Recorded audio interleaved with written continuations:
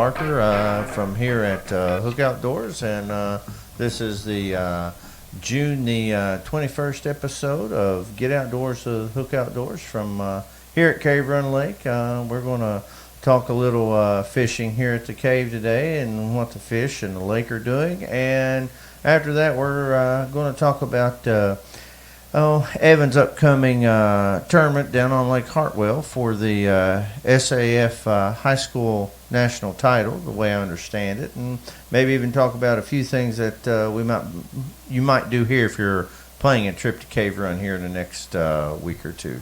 Right now, Cave Run sits at 730.41 feet of elevation, which is just basically 0.4 of a foot above the normal summer pool.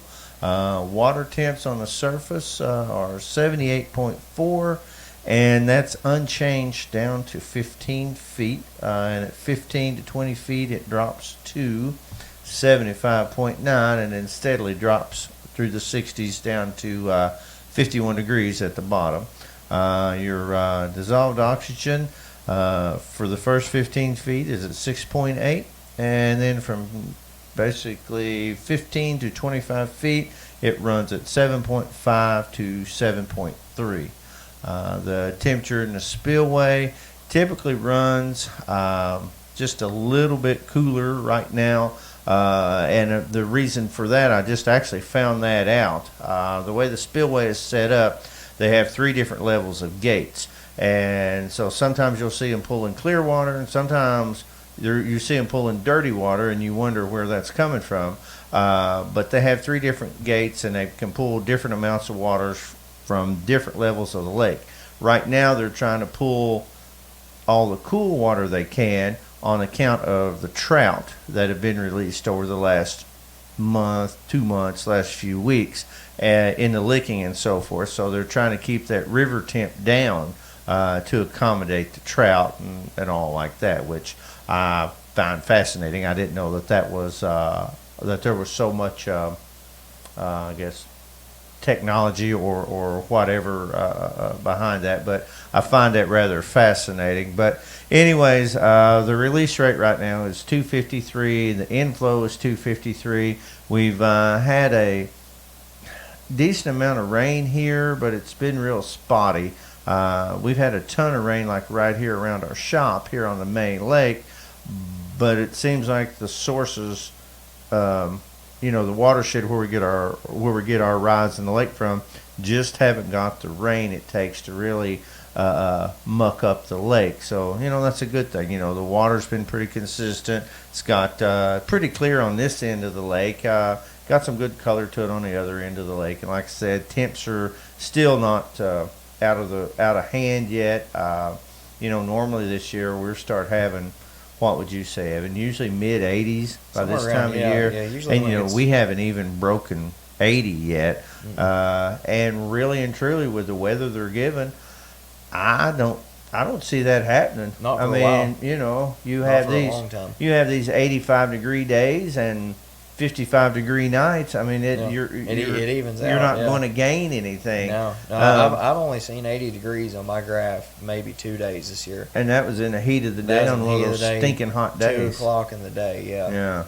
And still then, it was only 80 to 81. Right. Well, we'll get right back. We'll get into this fishing here. Right now, the crappie have been really consistent all year as far as there's been a pretty good bite.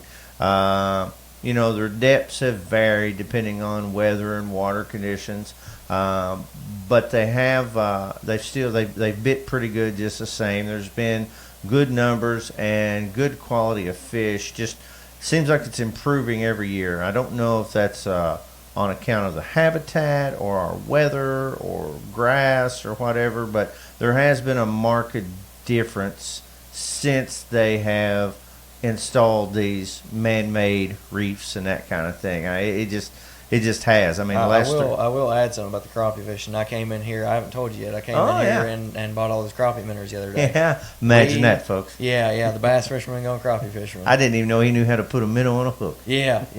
No, but we went out and we caught well over 40 crappie. Really? On good ones? Yep. Yeah.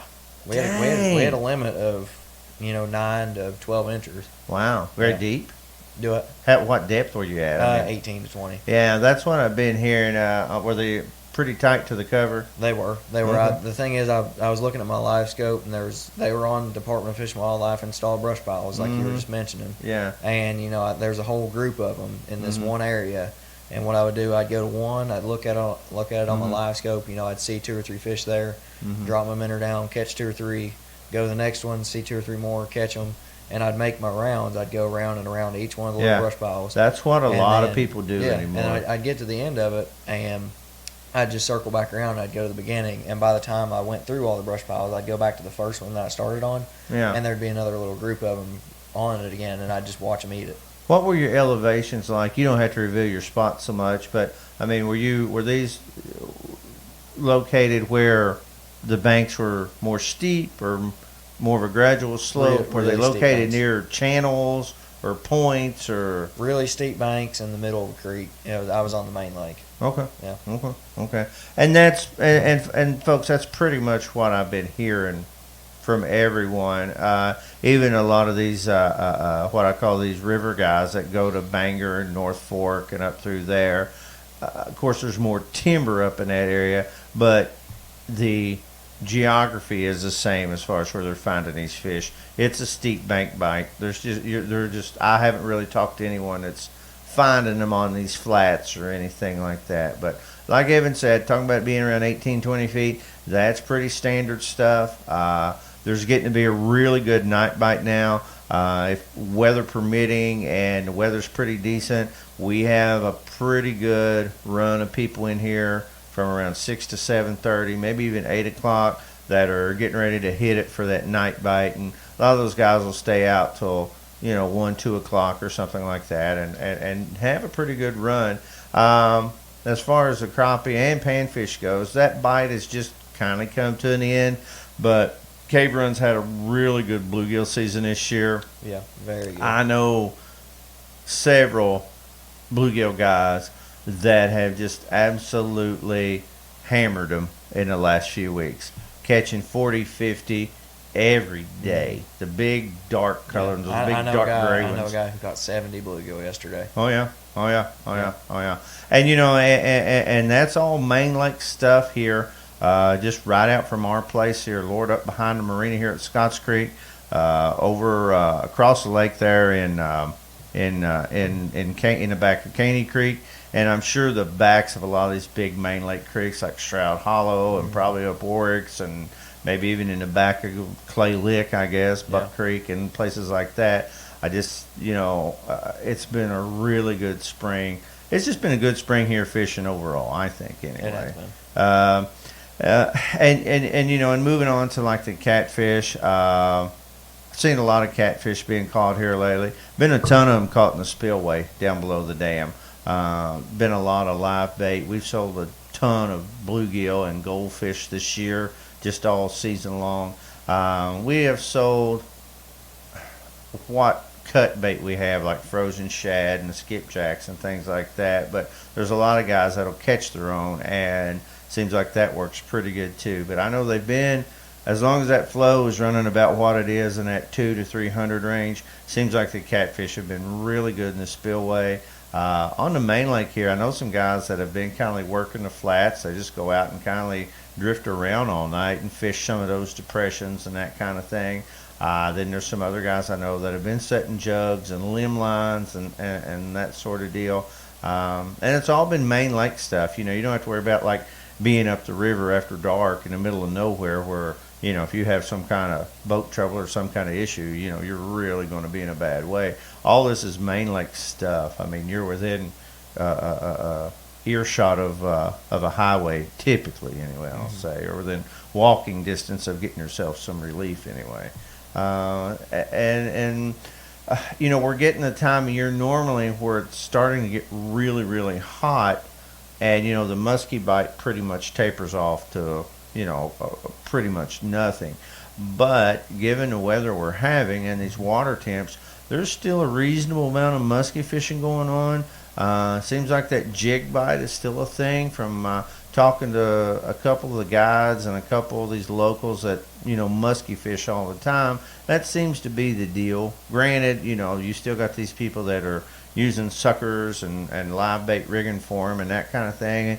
You can catch one about year round on that. But most of these guys that are fishing here for them, as far as like these guides and things, it's a jig deal for them. It's kind of slow, kind of monotonous, really, but it does produce fish here, and there's been some buzz bait, some topwater stuff going on, like after some of these rains or early some of these mornings. But like I said, typically all the guides that guide full time anyway, most of them have already trucked out of here by now and have went to St. Clair or went to Minnesota and that kind of thing.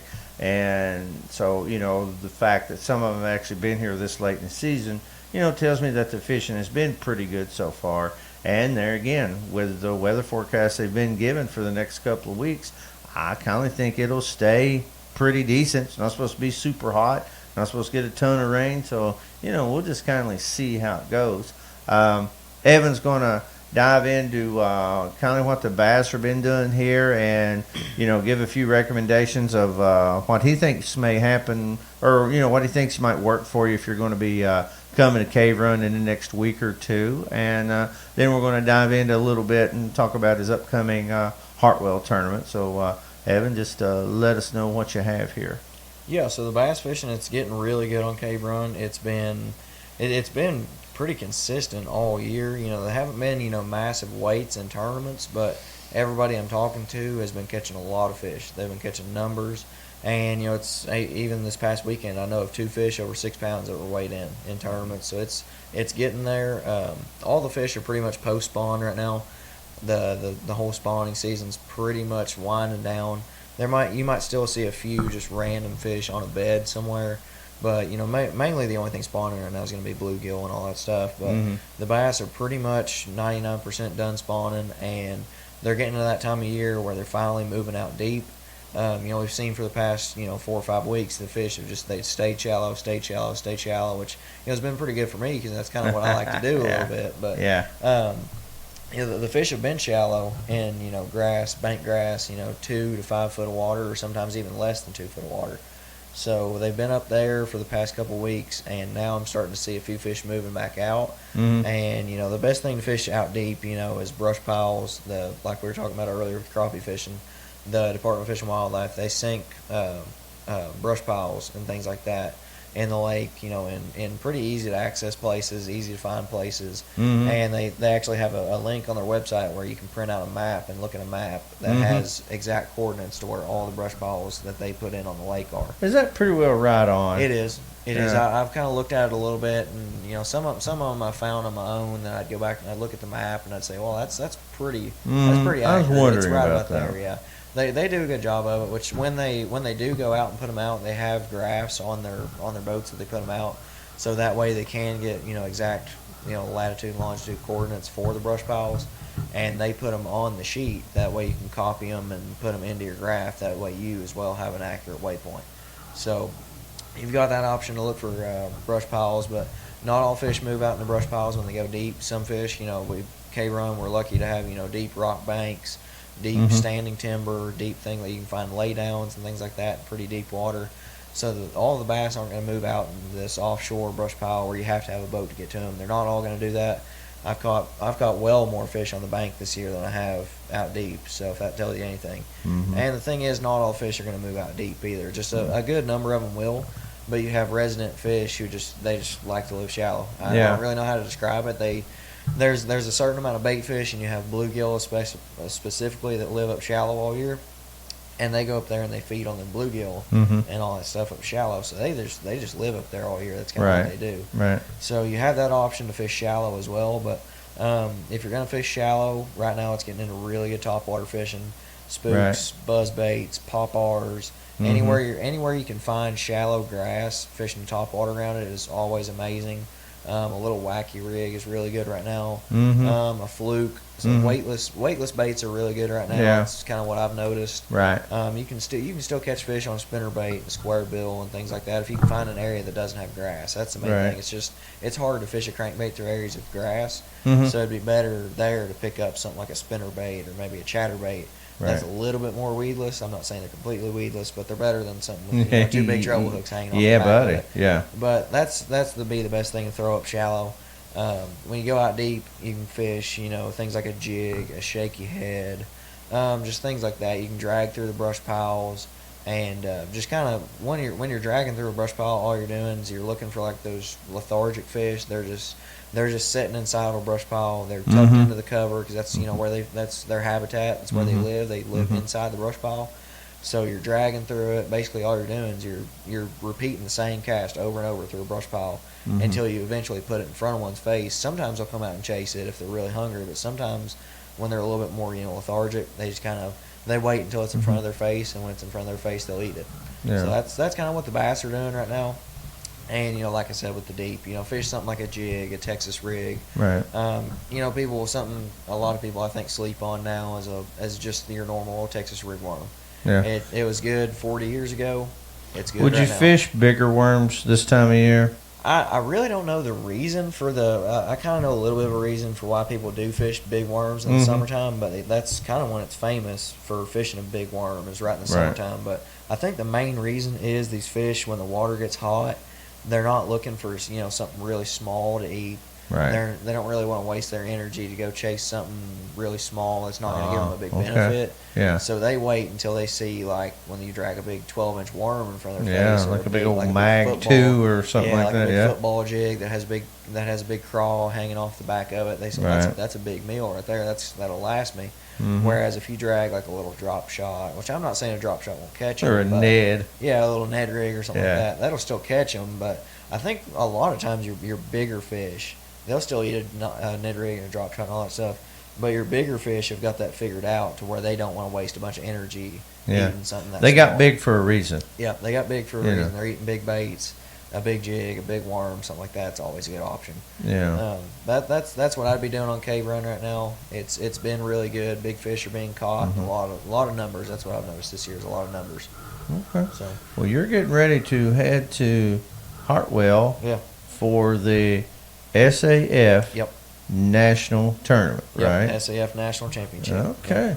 And now that's when we've talked about that a little bit along. That's some of these tournaments like you fished here and like on Cumberland and stuff, kind of the points deals. Yeah, I'll kind of break down how I got there. So I fished it was the SAF Eastern Kentucky High School Points Series this year. We fished 10 tournaments in the year. Me and Joseph, we were fortunate enough, we won the points this year. And then we had at the end of the year, what they done is instead of taking the points leaders, like say we got 3 national championship spots out of the whole series, so 3 of us are going to nationals from this series, and they didn't do it to where the top 3 in points go to nationals like a normal series. They put a little bit of pressure on us, and they said that we're going to take the top 10 from this series in points, and we're going to do a one-day shootout on Cave Run. And whether you're in 10th in points or 1st in points, you can still qualify for nationals. Wow. So it's, we fished all year to make the top 10 in points. We ended up, me and Joseph, we were fortunate enough to win the points. And we got around to that tournament. It was weekend before last. No, last week. It was last weekend. Yeah. And we were fortunate enough. We won the tournament. Had 5.10 pounds. Had 1 over and 4 pretty good unders, so which we barely squeaked by. We barely squeaked and won. A couple of my buddies from West Carter, I got to give them credit. They came in the season late. We had a bunch of tournaments in the fall and they didn't really fish them, but they came in later in the season, and they had really good finishes, and they managed to scrape enough points to slide into that top 10 to fish this tournament. Got to give them all the credit in the world. They made us work for it. We won by .07 of a pound, but we won the tournament. Yeah. And so we qualified for nationals, and that's where me and Dad and Joseph were leaving on this coming Saturday to go to Hartwell. So we'll get there Saturday sometime during the day. We got us a cabin down there in the Seneca River, and stay there Saturday evening, get the boat ready, and do tackle and all that stuff. And then So what are you? what are you expecting there? There's all these storms that are kind of working their way through the south, and they're running right up through there. Just give us kind of a rundown of, at least at this point in time, what that lake is looking like. So I've been watching the water level like a hawk. I knew the storms was going to roll through there and kind of mess up not really mess up. It's going to help me because I'm a shallow water river rat guy when it comes to traveling and fishing. I like fishing offshore here, but when I travel, I like fishing shallow. Right. But I noticed that yesterday with those storms that rolled through, and we had the tropical storm. I can't remember her name, but she had a name. And it came through, and the lake actually rose half a foot just yesterday. So the lake, it's setting a foot and a half high right now, and that's going to really play in my favor. So the way Hartwell lays out is it's in western South Carolina, and it's right on the South Carolina and Georgia border. Half the lake's in Georgia, half the lake's in South Carolina. So they've got two main rivers going into the lake. They've got the Seneca River, and they've got the Tougaloo River. So the way they work is you can run 30 miles up both of them, and you can get into just backwater marsh, grass, laydowns, docks, things like that. That's what I'm going to be mainly targeting. Hartwell's really known for being a spotted bass fishery. Right. But the thing is, with the spots there, they kind of max out at a size to where if I go out there and I target spots, I can only get to it's a 3-fish tournament too, so we can only weigh in 3 That fish. is so wild. It's where it's in the summertime. They want to prevent people, killing a bunch of fish. Yeah, It's hard to keep fish alive in the summertime all day. I get it. So they put a 3-fish tournament on us. So my thing is, you can only get so much, or you can only go so far with spots. Like, I'd say really the cap down there on a spot, on a bag of spots, if you had even a banner day, would be 10, 11 pounds. And that's having a great day on spots down there, because the lake record down there, it was set in it was set in March of this year at a college Bassmaster event. It's only 5.5 pounds. That's the lake record. Okay. So they kind of cap out, really. That's a freak of nature for that lake. So they kind of cap out at that 4-pound range. Okay. And when you get to there, me going to fish a national championship, my kind of mindset is, I didn't fish all year and travel and bust my butt fishing these tournaments to go down there and finish 81st. No. And catching 7 or 8 pounds of spots every day. The largemouth down there are astronomically. They're consistently bigger. They're you can catch more big fish. Like, I can go down there and I can catch 1 or 2 kickers a day and fill it in with 3-pounders, and I'll be setting way higher than the guys catching spots, because I can go down there and catch 2 or 3 5-pounders and be in shape to win the tournament. Sure. So yeah. that's the thing. When spots, I can only do so much. So that's my thing. I'm gonna go swinging for it. I don't want to drive 7 hours and put all this money into it, all the time I put in all year. I just want to go for it. I'm gonna let it all out. I'm gonna lay it all out there. I'm gonna leave it on the water. I'm gonna go for it. With all the rain and stuff coming in, and the lake keeps raising a little bit, even though it is going to be kind of in a hot time of the year, with all those flooded bushes, those fish will move up shallow. I will make a promise on this podcast right now, with the exception of maybe one day, I will not throw a cast in more than 6 feet of water. That is, with the exception of maybe one day. Right. I will not put a cast in more than 6 and feet of water. that there's it's a big hole of water. It's like 56,000 acres. Yeah, it's huge. Got like 900 miles of shoreline. It's huge. I was fascinated that its elevation its summer pool elevation isn't that much lower than it is here. We're 730 and they're 660. Yeah, they're 660. And that of course they are, a lot of people, when they think of South Carolina, they either think of like the mountains or the lowlands there along the coast. Yeah. But I guess that's really up in like the northwest corner kind of. It's right there on the Georgia. It's red dirt. It's basically red dirt. Well, it's Georgia. on the Georgia line there, and of course that's where they're having the classic at next spring. This tournament really, when I was looking at it, when they first announced it on the schedule back, several months ago, maybe even almost a year ago, I seen it, I got all pumped up. I knew I was going to have live scope on the boat, and I could go out there and I could catch my spots on my screen, throwing a little swim bait and a drop shot, doing whatever I do there. But then the closer it got to it, and the more I looked into the lake and done my homework and looking at how the lake lays, and I used Google Earth a lot. Google Earth. I used their Street View. Yeah. There'd be a bridge or something on a little county road going over a creek way in the back of the Tougaloo River, and I noticed there was just a bunch of bushes, grass, flats, things like that. And that's the thing I noticed there is I figured that I could go fish shallow, fish my strengths, and because right now this year I fish shallow more than anything. I've kind of defined myself, learned who I am as a fisherman, and that's kind of what I've learned. I'm a shallow fisherman. Right. That's where I got confidence. So I'm gonna go down there, and it couldn't have set up better for me.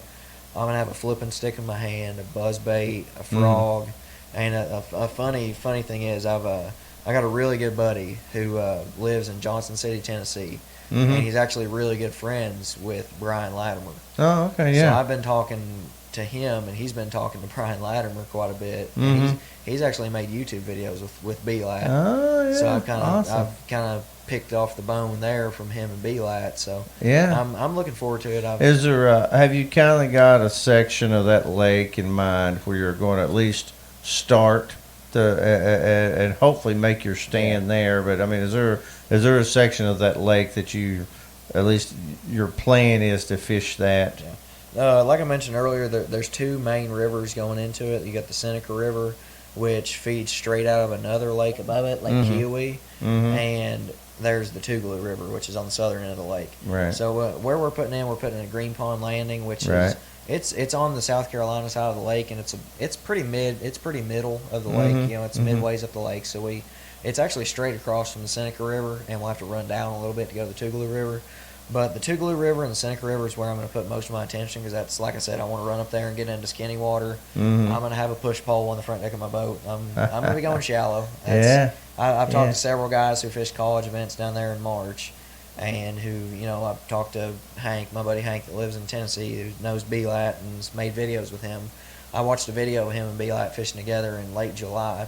So it's really not that much different than, you know, what we're doing going into now. The fish are kind of in that same, you're in that dog days of summer stage. Right. It's 85, 95 degrees down there every day, so they're in the dog days. So plus too with the rain that they're giving, I'm watching the long range forecast, and they're giving pretty good bits of rain down there. So the water level should stay consistent. It should stay about the same.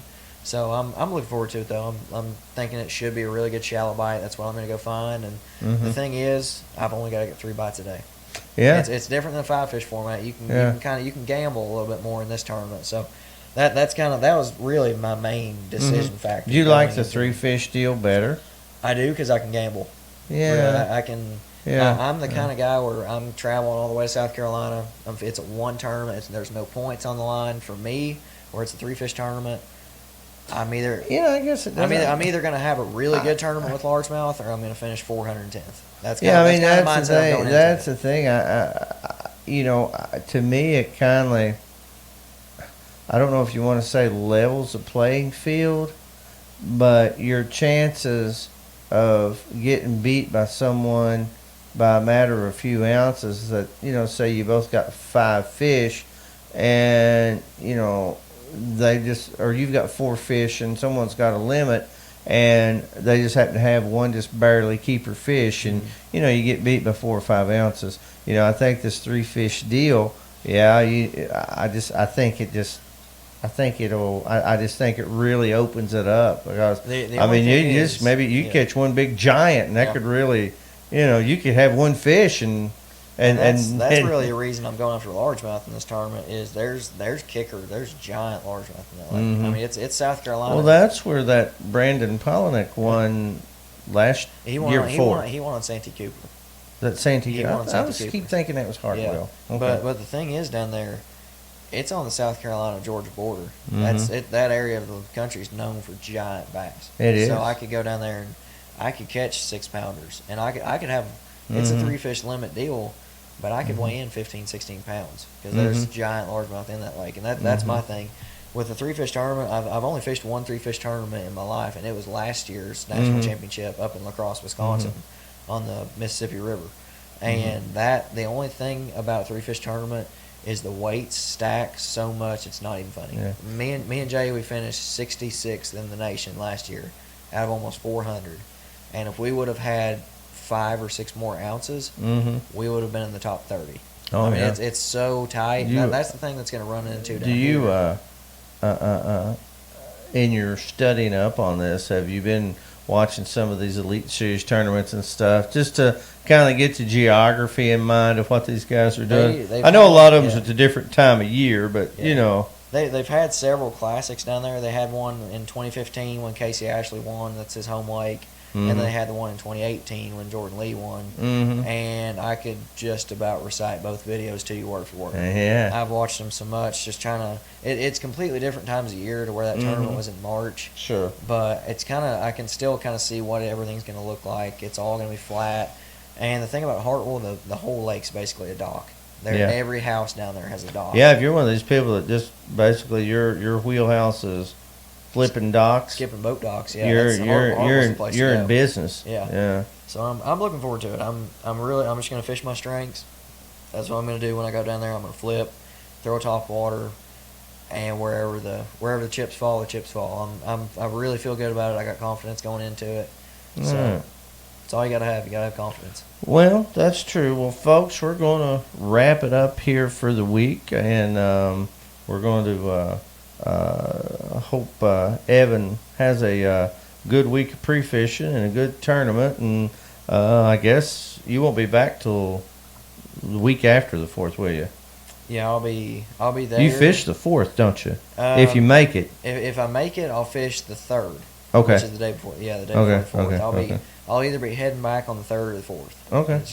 Either one. Not sure yet, but. Well, let's hope he doesn't have to head back till the 4th, folks, and when he gets back, we'll get him on here, and hopefully, if he's had a good tournament, we'll get him on here and have some good stuff to talk about and everything. But hopefully we can show off a couple trophies. Yeah, but anyways, folks, just if you're just get out. The weather is going to be really nice for the next few weeks, as far as it's not going to be super hot. And it isn't just about fishing. I mean, just get outside, get outdoors, and enjoy yourself. Go for a hike, ride a bike, or just go swimming. Just get out and do something. There's a lot to offer outside, and we all need to just take advantage of it. And that's kind of how we like to wrap our show up. With our catchphrase here.